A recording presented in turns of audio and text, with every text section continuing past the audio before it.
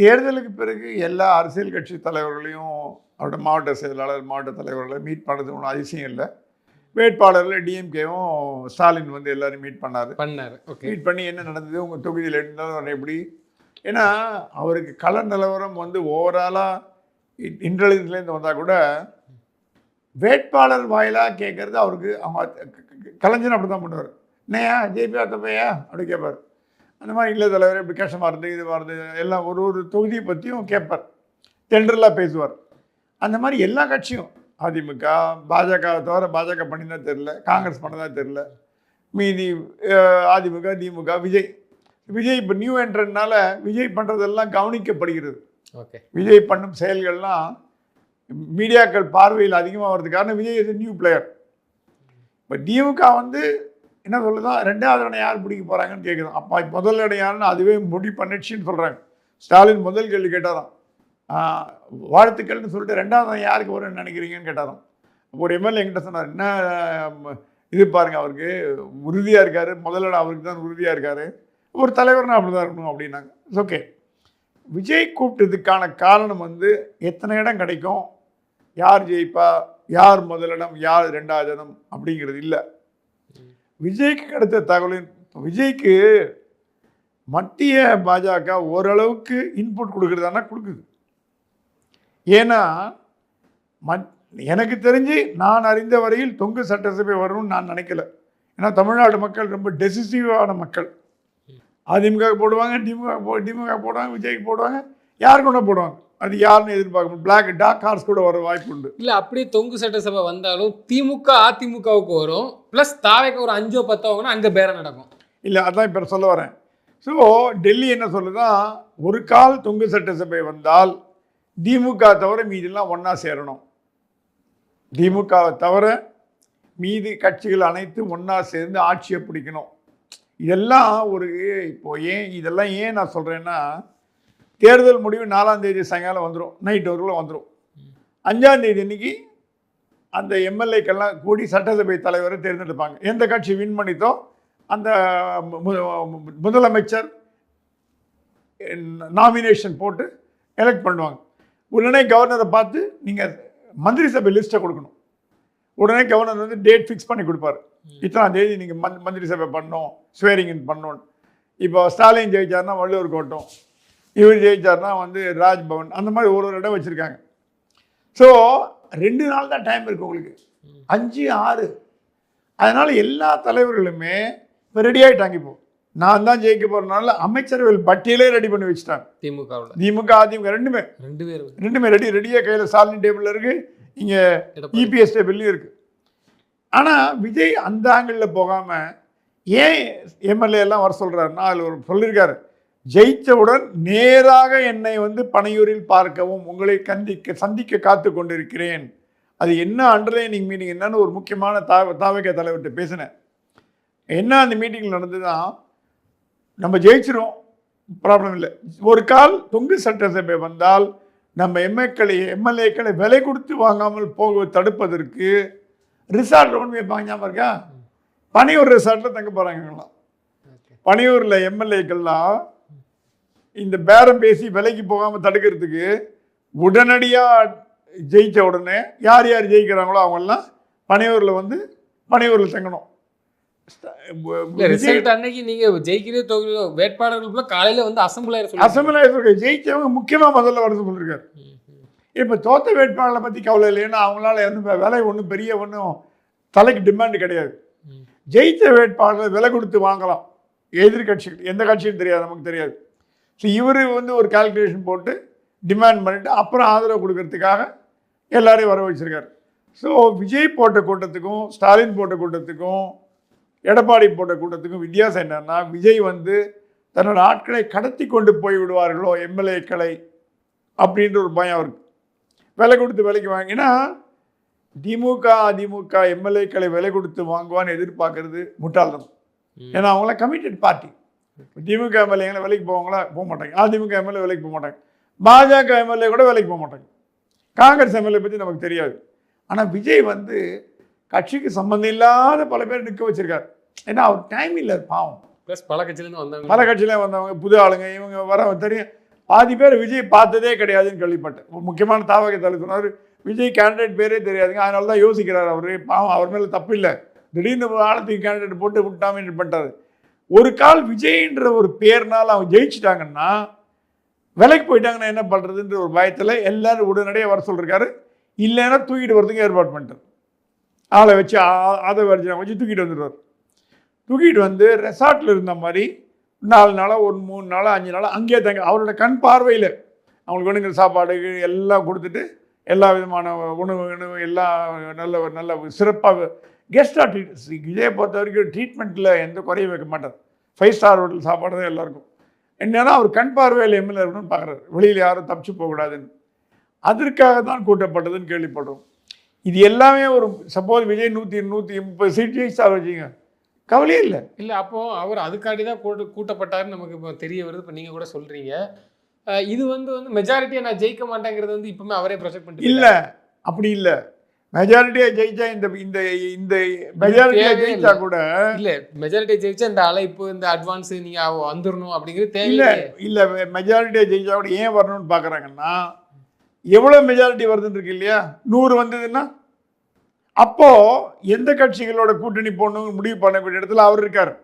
நீங்கள் எம்எல்ஏ வெளியில் விட்டீங்கன்னா, எம்எல்ஏ முடிவு பண்ணிட்டாங்கன்னா, ஒரு 30 எம்எல்ஏ ஜாயின் பண்ணி நான் இவங்களோட அவங்களோட முடிவு பண்ணிட்டாங்கன்னா, எப்படி எண்ணிக்கை 20ஆக இருந்தாலும் 10ஆக இருந்தாலும் 100ஆக இருந்தாலும் 50ஆக இருந்தாலும் விஜய் ஷுட் டேக் த கால். விஜய் எடுக்க வேண்டிய முடிவு தான் ஃபைனல் முடிவு. அந்த முடிவு எடுக்கிறதுக்கு விஜய் அவங்க வந்து எம்எல்ஏ கேட்டு தான் பண்ணுவார்னு நான் சொல்ல மாட்டேன்.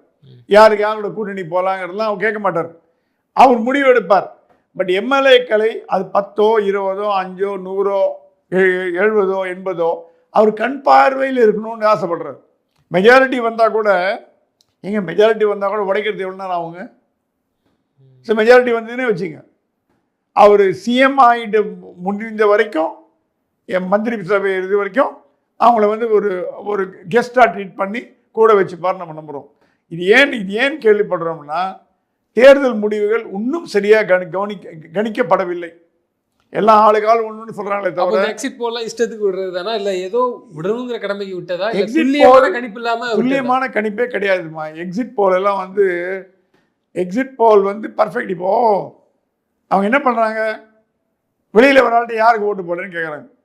அவன் பார்க்குறான், இந்த பக்கம் பார்த்தா ஆளுங்கட்சி ஆள் பூத்து, இந்த பக்கம் எதிர்கட்சி நிற்கிறான். எப்படிங்க நான் கத்தி நான் உதயசூரியன் இலைக்கு போட்டேன்னு சொல்லுவேனா? சொல்ல மாட்டான். ஏதோ ஒரு சொல்லிட்டு போயிடுவோம், இண்டிபெண்டன்ட் போட்டேமோ போய் சொல்லுவோம். சரி, அது இல்லாமல் ஒரு பூத்தில் 100 பேர் இருக்காங்க, 40 பேர் டிஎம்கேக்கு 40 பேர் ஏடிஎம்கேக்கு போடுறாங்க, 20 பேர் ஏதோ டிவிகேக்கு போடுறாங்க வச்சுக்கோங்க. நீங்கள் முதல் 10 பேரை பார்க்குறீங்க, அவங்க டிஎம்கே ஆளாக அமைஞ்சிட்டாங்கன்னா நீங்கள் கிளம்பி போயிடுவீங்க. டிஎம்கே தாங்க இந்த பூத்துக்கு முடிவு பண்ணுவீங்க. நீங்கள் என்ன 1,00,000 பேரை மீட் பண்ணுறீங்க? சென்னையில் இருக்கிற அத்தனை கான்ஸ்டியூன்ஸுமாக போகிறீங்க, தமிழ்நாட்டில் இருக்கிற அத்தனை கான்ஸ்டியூன்ஸும் போகிறீங்க, ரூரல் வில்லேஜ் செமி அர்பனாக போகிறீங்க. இல்லை, சும்மா ஃபோன் பண்ணி அந்த பத்திரிகையாளர் டாஞ்சூர் ரிப்போர்ட்டரை கூப்பிட்டு மதுரை ரிப்போர்ட்டரை கூப்பிட்டு என்ன கலவரம் எப்படி இல்லை தலைவர் இங்கே வந்துடும், டிஎம்கே வந்துடும், ஏடிஎம்கே வந்துடும். அந்த மாதிரி எக்ஸிட் போல் தான் நீங்கள் வந்து பண்ணுறீங்களே தவிர ப்ராப்பராக பண்ணணுன்னா மேன் பவர் 50,000 பேர் 20,000 பேர் தேவைப்படும். Correct sir. இப்போ நம்ம இந்த எக்ஸிட் போல இப்போ இப்படி எடுத்துக்கலாமா? ஏன்னா பல பேர் வந்து சொல்லாமலேயே இந்த ரவுண்டு வந்து திரு விஜய் அவர்களுக்கு வாக்களிச்சிருக்காங்க. பசங்க சொல்லியோ இல்லை எங்கள் வீட்டுக்கு பிள்ளைங்க ஆசைப்படுதோ இல்லை பெரியவங்களோ மாற்றத்துக்காண்ட இருக்குது. அது வந்து இந்த கருத்து கணிப்பவர்களுக்கே தெரியலை, அது எங்கே விழுந்திருக்கு. அந்த சிதறலின் அடிப்படையில் இந்த மாதிரியான எக்ஸிட் போல என்னோட நெருங்கிய நண்பரோட தந்தை, ஏன்னா துல்லியமாக கணிக்க தெரியல அந்த ஓட்டு உண்மையிலே எங்கடா போயிருக்கு அப்படின்ட்டு. ஒருவேளை விஜய் கூட இருக்கலாம்னு ஒரு சந்தேகம். இது என்னோட நெருங்கிய நண்பரோட தந்தை 80 வயசு ஆறுதவர். அவர் வீட்டில் வந்து ஓட்டு போட வைக்கலாம், இல்லை வேணாம் நான் வந்து போடுறேன், அவரும் ஒய்ஃபு போட்டாங்களாம். வீட்டில் வந்து கேட்டாங்களா யாருக்கு போட்டேன், இந்த கட்சியா திராவிட கட்சியா அதுவும் கேட்டாங்களாம். இல்லை நான் மிஸ்டர் விஜய்க்கு போட்டேன். நான் பெருசு என்ன உனக்கு விஜய்க்கு என்ன சம்மந்தம், நீ சினிமாவே பார்க்க மாட்டேன் நீ என்ன அதுக்கு விஜய் போடுற? ஒய்ஃபு கேட்டாங்களா யாருக்குன்னு, எனக்கு தெரியாதுங்க, அவர் விசில்னா விசிலுக்கு பூஜிட்டாங்கன்னாங்களாம். அப்புறம் வந்து யார் கேண்டிடேட்டுன்னு தெரியாது. அவங்க என்ன சொல்கிறாங்க, எங்களுக்கு மாற்றம் வரணுங்க, போதுங்க திராவிட கட்சிங்க போதுங்க அப்படின்ற ஒரு எண்ணத்தோடு இருக்கவங்களும் இருக்காங்க. நான் சொல்கிறது வந்து யங்ஸ்டர் என்ன பண்ணுறாங்க, அந்த பேரன் பிள்ளைங்களாம் இப்போ 15 வயசு 17 வயசு அவங்களாம் ஓட்டு கிடையாது. தாத்தா யாருக்கு போட போகிற தெரியுமா, யாருக்கு போடணும், நான் வழக்கமாக போடுற கட்சி அல்ல இந்த வருஷம் வேலைக்கு ஆகுது, எங்கள் தலைவருக்கு போட்டு வா, விசிலுக்கு குதிட்டு வந்து எங்கிட்ட கை மை காட்டு அப்படின்னு மிரட்டுறாங்களாம் பேர பசங்களாம். இதெல்லாம் ஒரு புது ஃபினாமினன், தமிழ்நாடு கேள்விப்படாத ஒரு அந்த phenomenon. ஒரு அடிப்படையிலே நம்ம வச்சு சொல்லலாம் இந்த எக்ஸிட் போல் வந்து துல்லியமான போல் கிடையாது. எக்ஸிட் போல் இன்னைக்கு ஏங்க ஜெயலலிதா தோப்பான், எப்பவுமே தோப்பான்னு சொல்லிட்டு வந்துடுவாங்க. ஜெயலலிதா வெற்றி பெறுவார்னு எக்ஸிட் போல் சொன்னிதான் எனக்கு ஞாபகம் இல்லை. என்னோட கருத்து நான் போன வாரமே சொன்னேன். அதை வந்து எடப்பாடியும் அதை கரெக்டாக சொல்லியிருக்காரு. அதே பாயிண்ட் எடுத்து சொல்லியிருக்காரு. ஜெயலலிதா அப்போ ஜெயிக்காம இருந்திருக்காங்க. எத்தனை முறை முதலமைச்சராக வந்தாங்க. ஸோ பயஸ்ட் போல், ஒப்பீனியன் போல், எக்ஸிட் போல்லாம் பயஸ்ட் போல். அப்போ அது நேற்று அம்மையார் ஜெயலலிதா அவர்கள் இன்றைக்கு வந்து திரு விஜய் அவர்களுக்கு கூட இருக்கலாம். இல்லை, இன்றைக்கு அவங்களுக்கு எடப்பாடி கேட்டால் பிடிக்கலங்கிறதுனால அதிமுக வராதுன்றாங்க. வரும்னு சொல்றதுக்கு சயின்டிஃபிக் போல் பண்ணுனீங்க. என்ன அமெரிக்கன் கேலுப் கம்பெனியா? அவன் தான் பண்ணுவான். கேலுப் தான் சயின்டிஃபிக் சர்வே பண்ணுவான். சும்மா 2 பேர் 4 பேரை ஃபோன் பண்ணிட்டு 10 பேரை ஃபோன் பண்ணிட்டு சாம்பிள் சர்வே அதுக்கு 1-2 நியாயமாக இருக்கலாம். நான் இல்லைன்னு சொல்ல மாட்டேன். நியாயமாகவும் இருக்கலாம், விலை போய் இருக்கலாம், விலை கொடுத்து வாங்கப்பட்டது இருக்கலாம். எனக்கு தெரிஞ்சு பல பேர் வந்து விலை கொடுத்து விலை போயிட்டு தான் கேள்விப்பட்டோம். ஏன்னா நீங்கள் கூட கேட்கலாம், என்னங்க தேர்தல் முடிஞ்சு போச்சு, இப்போ போய் இன்னத்துக்கு விலை கொடுத்து வாங்கி சாம்பிள் சர்வே, எக்ஸிட் போல், ஒப்பீனியன் போல் என்ன பிரயோஜனம்? ஜனங்க முடிவு பண்ணிட்டாங்க. மக்கள் மனநிலை இப்போ என்னன்னா, ஒரு முக்கியமான அதிமுக கிட்ட பேசினார். ஏன்னா என்னங்க எக்ஸிட் போல் நீங்கள் வரலன்னா இப்போ ஏன் கத்துறீங்க? நீங்கள் வர போகிறீங்கல்ல, வந்தால் எக்ஸிட் போல் பொய்யா போகுது, ஏன் காலப்படுறீங்கன்னு. சார் நீங்கள் ஒன்று புரிஞ்சிக்க மாட்டேன்றீங்க சார். எக்ஸிட் போல் ஏன் அவங்க வந்து நாங்கள் தோப்போன்னு சொல்கிறாங்கன்னா, நாளைக்கு நாங்கள் உண்மையாக ஜெயிச்சிட்டோம்னா இவிஎம் மிஷினில் தப்பு அப்படின்னு ஒரு ஆர்குமெண்ட்டை கிரியேட் பண்ணோம். இப்போ 2-3 பேர் ஆரம்பிச்சிட்டாங்க. அந்த எலக்ட்ரானிக் மிஷினில் வந்து ஃப்ராட் பண்ணலாம், மேல்பே 1000 தடவை சொல்லியாச்சு எலெக்ஷன் கமிஷன். கூட என்ன பண்ணிப்பாங்க, இது வந்து இவிஎம் மிஷின் ஃப்ராடுங்கிறதுக்கு காரணம் அதிமுக ஜெயிச்சது மட்டும் இல்லை, நாங்களும் தோற்றோம், விஜயம் தோற்றுது கூட இழுத்துப்பாங்க. ஒப்பீனியன் போல்லாம் பார்த்தீங்கன்னா எங்களுக்கு ஃபேவரபுளாக தான் வந்ததுங்க. நாங்கள் தான் ஜெயிக்க போகிறோன்னு வந்தது, விஜய் ஜெயிக்க போகிறோன்னு வந்தது. இப்போ திடீர்னு கலப்பி விட்டு இப்போ ஏடிஎம்கே வந்துடுச்சுன்னா அப்போ என்ன அர்த்தம்? மிஷினில் ஏதோ கோல்மால் பண்ணியிருக்காங்க. அந்த ஒரு ஆர்குமெண்ட் உள்ள இழுத்துப்பாங்க பாருங்க. அவங்களும் இப்படி தான் ஏமாத்தி. அப்போ தாவக என்ன பண்ணாங்க, உடனே இந்தியா முழுக்க போய் இவிஎம் மிஷினில் ஃப்ராடு, இவிஎம் மிஷினில் ஃப்ராடுன்னா இளைஞர்கள் மத்தியில் ஒரு புரட்சி வெடிக்கும். திருப்பி விட்டு வெடிக்க பார்க்குறது. அதுதான் தாவேகா சொல்லுது. நேபாள் மாதிரியான புரட்சி வரும்னு ஒரு வார்த்தையை விட்டாங்க. என்ன காரணம்? இந்த மேட்டர் தாங்க. இல்லை, அது ரிசல்ட்டுக்கே பதறாங்களே, என்னமோ நடக்க போகுது, சேஃபாக இருந்துக்கிடுங்க அப்படின்லாம் சொல்லி ஒரு ஆமாம். அது என்னன்னா அவங்களுக்கு உள்ளூர தெரியும் அதிமுக வரதுக்கு வாய்ப்பு இருக்கு. நம்ம எதுவுமே இது வரும் வராதுன்னு சொல்றதுக்கு நம்ம ஜோசியர் இல்லை. ஜோசியர்லே தப்பு பண்ணுறாங்க. ஒரு முக்கியமான ஜோசியர் வாயை மூடிட்டு போயிட்டார், சைலண்ட் ஆகிட்டார். ஏன்னா அவர் ஒருத்தர் ஒரு கட்சிக்கு ஜோசியெல்லாம் பார்க்குறாரு அவர். அதனால் நான் பேசவே மாட்டேன்னு சொல்லிட்டு போயிட்டார் அவர். இன்னொரு ஜோசியர் வந்து வேற கட்சி வரணும். ஸோ ஜோசியர்களே தளரும் பொழுது நம்மளாம் எந்த மூலைக்கு சொல்லுங்கள். ஆனால் அதிமுக வரும் என்பதை அறிந்தே என்னமோ இந்த ஒரு நேரட்டிவ் செட் பண்ணுறாங்க. மக்களே பாருங்கள், இவிஎம்மில் ஃப்ராட் பண்ணிட்டாங்க. ஏன்னா அவங்க தப்பிச்சிக்கிறதுக்கு வழி. ஆமாங்க, நான் தோற்று போயிட்டேன், ஜனங்க என்ன ஓட்டு போடலன்னு எந்த கட்சி தலைவராக சொல்லுவாங்களா? ஜனங்க திட்டின கட்சி தலைவர் தான் இருக்காங்க. நாசமாக போக தமிழர்கள் எங்களை ஓட்டு போடாமல் விட்டீங்க, நீங்கள்லாம் படுபாவிகள், நிம்மதியாக இருக்க மாட்டீங்க, வாழ மாட்டீங்கன்னு திட்டின தலைவர்லாம் இருக்காங்க. பேர் சொல்ல விரும்பலை. அப்படிப்பட்ட ஒரு இடத்துல நீங்கள் வந்து ஆமாங்க, எந்த அரசியல் கட்சி தோல்வியை ஒப்புக்கொண்டிருக்குன்னு ஒன்று சொல்லுங்க என்கிட்ட. நான் கட்சியை பற்றி பேசலை, எல்லா அரசியல் கட்சியும், பிஜேபி, காங்கிரஸ்லேருந்து, டெல்லியிலேருந்து, தமிழ்நாட்டிலேருந்து எல்லாம் வச்சுக்கோங்க. எந்த அரசியல் கட்சி ஆமாங்க நாங்கள் தோற்று போயிட்டோம், ஜனங்க எங்களை விரும்பலை, நாங்கள் திருந்துறோம் நோ சொன்னது கிடையாது. இவிஎம் மேலே மிஷின் போடும், கல்லை ஓட்டுணும், திருமங்கல ஃபார்முலான்னும் ஏதாவது ஒரு ரீசனை வச்சுக்கோம். அந்த ரீசனை தப்பிச்சுக்கப்போம். ஜனங்க என்ன பைத்தியக்காரனா? நான் உனக்கு ஓட்டு போடலையா, அவ்வளோதான், முடிஞ்சு போச்சு, மேட்ரு விடு, இவருக்கு தான் போட்டேன், என்ன பண்ணு நீ அப்படின்னு போய் மைக் போட்ட கத்த முடியும். ஜனங்க சிரிப்பான், எங்களை முட்டாளாகிறப்பாக நீ தான் முட்டாளுமா. ஸோ எல்லா கட்சிகளுமே தயாராக இருக்குது 4ஆம் தேதிக்கு. ஆனால் எப்படி தயாராக இருக்குன்னா, வெற்றிக்கும் தயாராக இருக்குது, தோல்விக்கும் தயாராக இருக்குது. எல்லாம் இன்க்ளூடிங் டிஎம்கே, ஏடிஎம்கே ரெண்டுமே சொல்லணும். ஏன்னா ஜனங்களோட மேண்டேட் உங்களால் சுனாமி மாதிரி அடிச்சுட்டு போடும். என்ன வேணா நடக்கலாம். ஓகே, ஒரு எங்கேயான எதிர்பார்த்தீங்களா? திமுக 3ஆவது இடத்துல உட்காருன்னு எதிர்பார்த்தீங்களா? திமுக 3ஆவது இடத்துல சட்ட நான் பார்த்துருக்கேன். எதிர்கட்சி அந்தஸ்தே போச்சு. விஜயகாந்த் எதிர்கட்சி ஆகிட்டாங்கம்மா. அதுக்கப்புறம் ஆட்சி அரசியலில் வெற்றி தோல்வி இருந்தால் கிடையாது. ஒரு கட்சி பர்மனெண்ட்டாக தோற்று தான் வரலாறும் கிடையாது, ஒரு கட்சி பர்மனெண்ட்டாக ஜெயிச்சு தான் வரலாறும் கிடையாது. அதே மாதிரி வேவ் வந்து இந்த ரிசல்ட்லேயும் நடக்கலாம். இந்த இடத்துல நடக்கிறது வாய்ப்பு உண்டு. ஒருவேளை நீங்க சொன்ன விஜய் அவர்கள் கூட வரதுக்கான வாய்ப்புகளை உண்டு. அது ஒன்று இல்லை. இப்போ இந்த கருத்து கணிப்பெல்லாம் பொய்யாக்கி விஜய் நாளைக்கு ஜெயிச்சுட்டாரு வச்சுங்க, இல்லை அவர் ஜெயிச்சது தப்பு, அவருக்கு 50 சீட்டு மேலே கொடுக்க மாட்டேன்னு முடிவு பண்ணுவீங்களா? எப்படி பண்ண முடியும்? மக்கள் தீர்ப்பே மகேசன் தீர்ப்புன்னு அண்ணா அன்றைக்கே சொன்னார். மக்கள் போடுற ஓட்டு தான் ஃபைனல், அதுக்கு மீறி எவனுமே கிடையாது. சீமான் கூட நாளைக்கு முதலமைச்சர் ஆகலாம். ஒரு பேச்சுக்கு சொல்கிறேன், அவன் ஆகக்கூடாதுன்னு கணக்கு கிடையாது. மக்கள் யாரை தேர்ந்தெடுக்கிறாங்களோ அவர் தான் முதலமைச்சர், அந்த கட்சி தான் ஆளுங்கட்சி. அது மக்களை போய் நீங்கள் ஏன் போட்டேன்னு கேட்க முடியாது. அவன் எனக்கு பிடிக்கல நான் போடலாமா, எனக்கு பிடிச்சிருக்கு போட்டேம்மா. அதனால் எல்லா கட்சிகளும் தயாராக இருப்பதற்கு காரணம் மக்கள் மனநிலை எப்படி இருக்கும்னு யாராலையும் கணிக்க முடியல. எல்லாம் சொல்கிறேன் நான் தான் ஜெயிக்கிறேன்னு சொல்கிறேன். 3-4 கட்சி சொல்லுது, பாஜகவே சொல்லுதான் 27 இடத்துல ஜெயிக்க போகிறேன்னு. வேடிக்கையாக உண்மையா சொல்லுது. மித்த கட்சி விடுங்க, பாஜக சொல்லுதான் 27 கட்சி ஜெயிக்க போகிறேன். நீங்கள் சொல்லுங்க. சொன்னா நான் 7 கடிங்க, 7 எடுங்க, நான் ஒருத்தருக்கு 7 கடிங்க இல்லை 25 கடிங்க, 7 எடுங்க. அந்த மாதிரி ஒரு வேடிக்கையில் இன்னொருத்தர் கூட சொன்னார், இந்த வாட்டிங்க ஃபர்ஸ்ட் டைம் பாஜகவோட காங்கிரஸ் அதிகமான சீட்டில் ஜெயிக்கும் பிகாஸ் ஆஃப் டிஎம்கே என்னார். இது 2னா அது 3ல ஜெயிக்கும். இன்னொன்னே சொல்ல, இந்த கிறிஸ் ஜோடங்கர் வந்து மறுபடியும் ஒரு பேச்சு விடுறாரு, நாங்க அதிகார பங்கு கேட்போம்ட்டு. இப்போ ஒரு வாரத்துக்கு முன்னுக்குட்டி 2 சீட் எம்எல்ஏ அதிகார பங்கு இல்ல ஒருவேளை விஜய் வந்தாலும் இந்த பக்கம் கலண்டிட்டு போவது கூட வாய்ப்பு இருக்கு. கண்டிப்பா இந்த தேர்தல் முடிவுகள் கூட்டணி கணக்குகளை மாற்றப்படும். காங்கிரஸ் விஜயோட போகும், விசிகே விஜயோட போகும், மதிமுக அதிமுகவில் போய் மதிமுக திமுகவில் போய் மெர்ஜ் ஆகிடும். காங்கிரஸ் விசிகேல இந்த பக்கம் வந்துடும். திமுக கூட கம்யூனிஸ்ட் மட்டும்தான் இருக்கும், மதிமுக ஜாயின் பண்ணிடும். பாஜக அதிமுக கூட்டணி அப்படியே ஒரு மாதிரி தொங்கலில் இருக்கும், அது பர்மனெண்ட்டாக இருக்காது.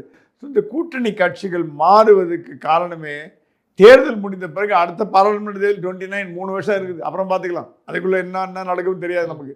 ஸோ இந்த தேர்தலுக்கு அப்புறம் இந்த கூட்டணி கணக்கெல்லாம் மாறுமான்னு கேட்டிங்கன்னா கண்டிப்பாக மாறுன்னு சொல்லலாம். இப்போ இருக்கிற கூட்டணி தொடருமான்னு கேட்டால் தொடராதுன்னு அடித்து சொல்ல முடியும். இப்போ இருக்க கூட்டணி தொடராது. இப்போ இருக்கிற கூட்டணி எந்த கூட்டணி தொடர போவது இல்லை, எழுதி வச்சுங்க. அது அதிமுகவும் பொருந்தும். அதிமுக வந்தாலும் திமுக வந்தாலும் எதுவும் தொடர போவதில்லை. ஆனால் தொங்கு சட்டசபை வந்தால் மட்டும் அப்பப்போ மேக்னெட் மாதிரி இழுத்துப்பாங்க.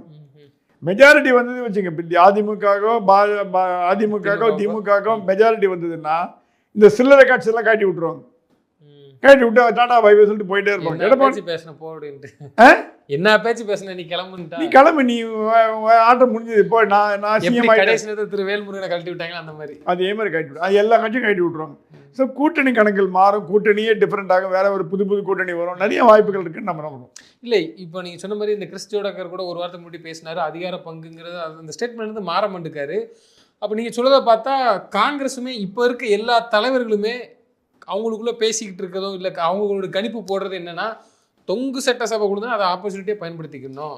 ஏன் ஜோடங்கர் சொன்னார்னா, மே 5ஆம் தேதி 6ஆம் தேதியோ செல்வ பிறந்தை விலகிட்டு மாணிக்கம் தாக்கூர் வர்றார். மாணிக்கம் தாக்கூர் விஜய் விரும்பி போகணும்னு சொன்னவர். ஆமாம், மாணிக்கத்தை விஜய் விரும்பி போகணும்னு சொன்னவர். செல்வ பிறந்தை ராஜினாமா போன மாதமே கொடுத்துட்டாரு, அது அக்செப்ட் பண்ணிக்கல. 4ஆம் தேதி 5ஆம் தேதி அவர் விடுவிக்கப்படுவார். சப்போஸ் விஜய் ஒரு அதிகமான பலத்தோடு ஜெயிச்சார்னா ஒரு கால், அப்போ காங்கிரஸ் அவர் கூட போய் ஜாயின் பண்ணிக்கும், எம்எல்ஏ இருந்தாலும் இல்லாட்டியும். அடுத்த தேர்தலில் அதிகாரத்தில் பங்கு ஆட்சியில், ஏன்னா இந்த தேர்தல் முடிஞ்சு போச்சு. சப்போஸ் நீங்கள் சொல்கிற மாதிரி காங்கிரஸுக்கு ஒரு 10 சீட்டு வந்து விஜய்க்கு 10 சீட்டு தேவைப்படுறது, எல்லாமே நம்ம கணக்கு தான்.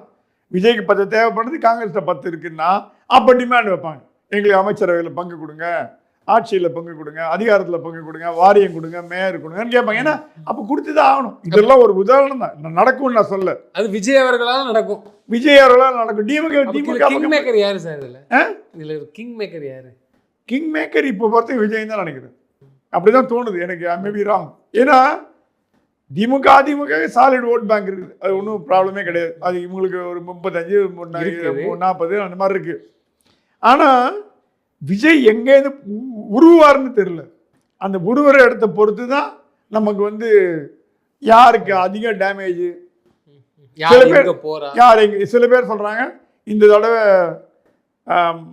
மாநில அரசாங்க ஊழியர்கள், ஆசிரியர்கள், இது போக்குவரத்து தொழிலாளர்கள், அரசாங்க ஊழியர்கள், செக்ரட்டரியேட் ஊழியர்கள் திமுக போட மாட்டேன்றாங்க. சரி, திமுக போட மாட்டாங்க, ஒரு ஆர்குமெண்ட்டுக்கு வச்சுப்போம். யாருக்கு போடுவாங்க? அதிமுக விஜய்க்கா? விஜய்க்கு தான் போடுவாங்க. அது நமக்கு தெரியல. ஏன்னா கடந்த முறை இவங்க ஆட்சிக்கு வந்தாலும் இதே தான், அந்த பென்ஷன் ஓய்வூதிய திட்டம், ஆசிரியர்கள், நிரந்தர ஆசிரியர்கள். ஸோ அதை பார்த்துருப்பாங்கல்ல. அப்போ ஒரு மாற்றத்தை நோக்கும்போது விஜய்க்கு தானே போயிருக்க முடியும். அது 50-50 கூட இருக்கலாம். ஓகே. ஏன்னா அவங்களுக்கு அதிமுக ஒரு நோன் கட்சி, ஒரு டிமாண்ட் போய் கேட்க முடியும்.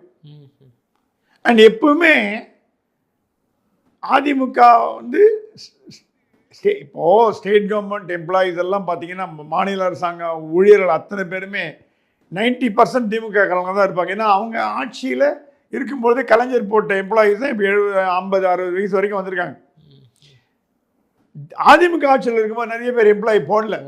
ஸோ பொதுவான கருத்து என்னன்னா, மாநில அரசாங்கத்தின் ஊழியர்கள் திமுக அனுதாபிகள் அப்படின்ற ஒரு பேர் தான் இருக்கு. பொதுவான கருத்து. அது உண்மையாக இருக்கலாம், பொய்யா இருக்கலாம்.